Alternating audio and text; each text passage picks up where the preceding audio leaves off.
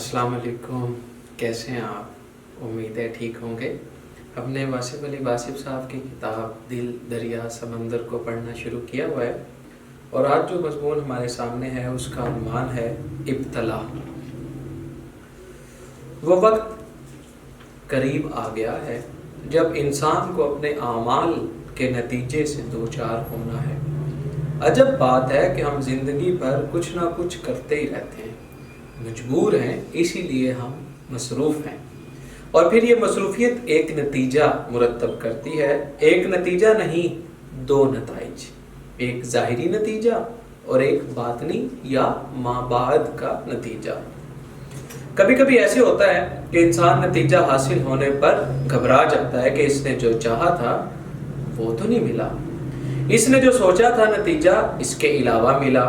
अगर नतीजा सोच के मुताबिक भी हो तब भी इस नतीजे से एक नया अमल पैदा होता है और ये अमल इंसान के लिए मुश्किलात पैदा करता है।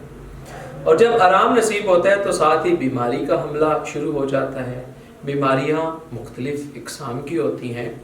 बहरहाल मेहनती आदमी का आराम में दाखिला बेआरामी पैदा करता है। मुस्तरिब इंसान जब सुकून में आता है तो इसे एक अजीब किस्म के इज़्तिराब का सामना होता है। इंसान ज़िंदगी के सुकून की खातिर शादी करता है और शादी इसके लिए मसाइल पैदा करती है। शादी का लफ्ज़ ही खुशी का मुतरादिफ है और अगर इसके नताइज और इसकी तफसीर अपने मायने के बरअक्स निकल आए तो इंसान अपने आप को इब्तला में महसूस करता है। शादी एक ऐसा तजुर्बा है जिससे इंसान फ़ायदा नहीं उठा सकता। शादी और मोहब्बत अगर अलग अलग इंसानों से हो तो एक तुरफा अजाब है। इंसान इस अजाब में मुब्तला रहता है। फ़र्ज और शौक का तसादुम ही इब्तला है। ज़िंदगी इंसान को मुब्तला ही रखती है। इंसान नामवरी के असूल के लिए क्या नहीं करता।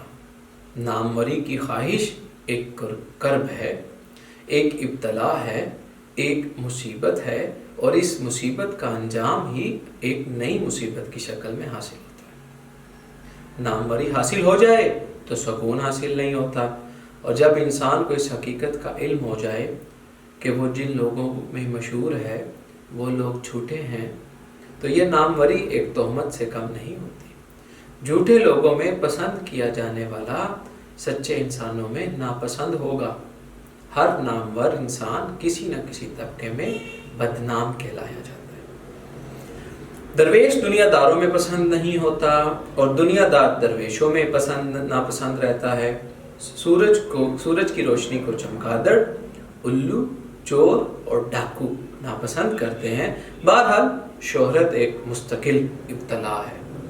जहाँ इंसानों की खूबियाँ मशहूर होती हैं वहाँ उनकी खामियाँ भी मशहूर होने लग जाती हैं।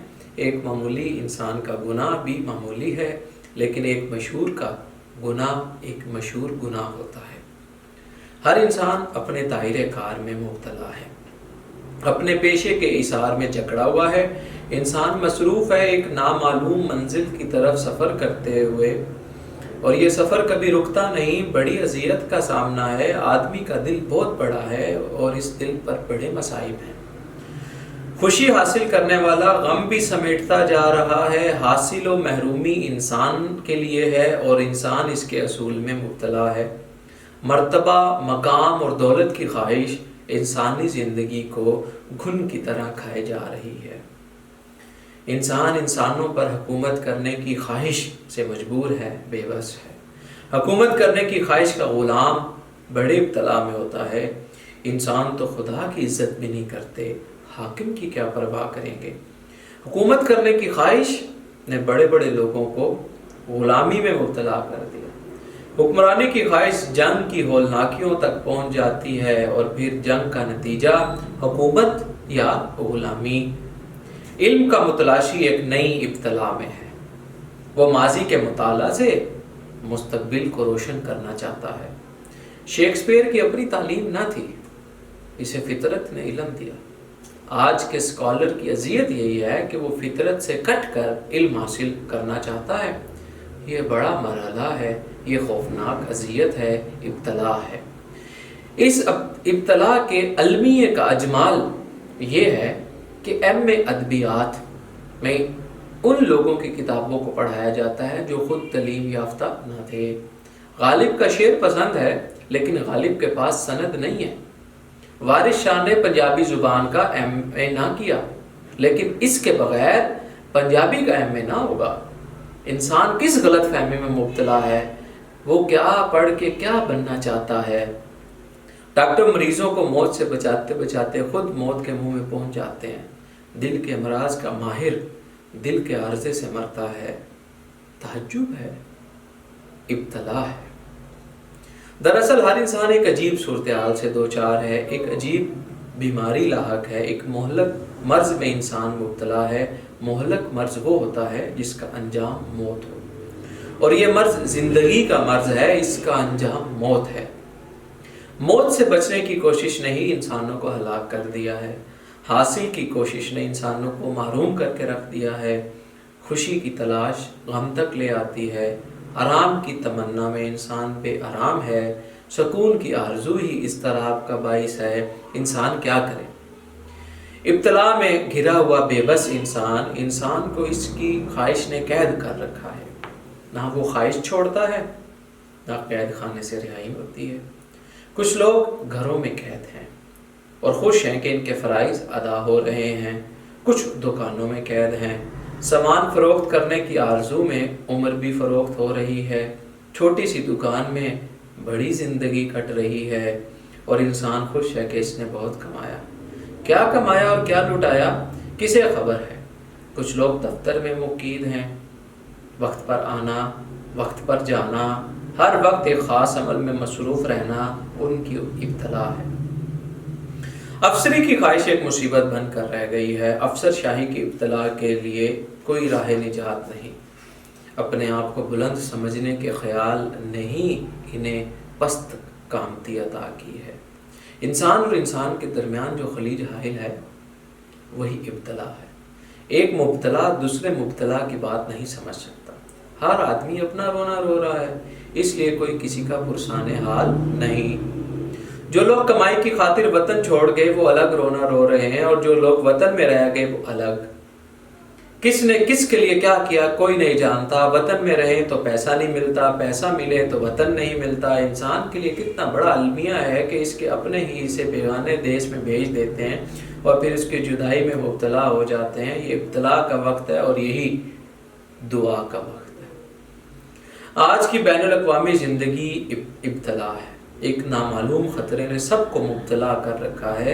ایک جنگ کا خوف اور سب اقوام میں موجود ہے، سب کو کھا رہا ہے۔ زندگی کو آسانی دینے والے ادارے اسے مشکلات دے رہے ہیں۔ سائنس نے زندگی کو بچایا اور سائنس ہی اسے تباہ کرنے والی ہے۔ انسان ترقی میں مبتلا ہے اور یہ ابتدا تنزل کی ابتدا ہے۔ لالچ نے انسان کو کمزور کر دیا ہے، خود غرضی نے انسان کو تنہائی کی سزا دی ہے۔ مال جمع کرنے میں انسان زندگی خرچ کر دیتا ہے اور آخرکار وہ دیکھتا ہے کہ اس کا دامن مال سے بھر گیا ہے، لیکن زندگی کی متاع ختم ہو گئی ہے۔ وہ سوچتا ہے کہ سب کچھ کس کے لیے کیا تھا، یہ ابتلا کیا تھی، اس نے کیا دے کر کیا حاصل کیا۔ زندہ رہنے کے لیے سب کچھ تھا تو زندگی کہاں گئی؟ جب وقت تھا مال نہیں تھا، اب مال ہے وقت نہیں ہے۔ وہ حیرت سے دیکھتا ہے اپنے آپ کو، اپنی ناعاقبت اندیشیوں کو، اپنے ماضی کو اور اپنے نامعلوم مستقبل کو۔ رات آئے تو کرنیں یاد آتی ہیں۔ انسان ایک اور مرض میں بھی مبتلا ہے۔ خدائی کرنے کی خواہش نے اس سے انسانیت بھی چھین لی ہے۔ جو انسان نہ بن سکا وہ اور کیا بنے گا؟ ہر آدمی بھاگے چلا جا رہا ہے۔ کیا قیامت آنے والی ہے؟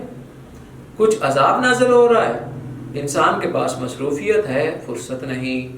اس کے پاس وقت نہیں ہے، خوشی ملے تو ہنسنے کا وقت نہیں، غم ملے تو رونے کا وقت نہیں، کوئی مر جائے جنازے میں شامل ہونے کا وقت نہیں۔ عذاب تو یہ ہے کہ اس کے پاس اپنی ذات کے لیے بھی وقت نہیں، وہ اپنے کام میں مبتلا ہے۔ کام اور صرف کام، اور یہ کام کس کام کا جب اس کے انجام کا ہی پتہ نہیں۔ انسان جلدی میں ہے، عجلت میں ہے، وہ ابتلا میں جکڑا ہوا ہے۔ آسمان کی طرف دیکھتا ہے تو پاؤں کے تلے سے زمین نکل جاتی ہے، زمین کی طرف دیکھتا ہے تو سر پر آسمان گرنے کا خطرہ لاحق ہے۔ انسان کیا کرے؟ انسان مسیحا بننے کی بیماری میں مبتلا ہے، اور یہ مسیحائی اس کے اپنے کام بھی نہیں آتی۔ وہ دوسروں کے حالات درست کرنا چاہتا ہے اور خود گردش حالات میں ہے۔ جب وہ عالم روزگار میں گر جاتا ہے تو بے بس ہو کر ہتھیار ڈال دیتا ہے، اور یہ دنیا پہلے کی طرح سے ہی قائم دائم رہتی ہے۔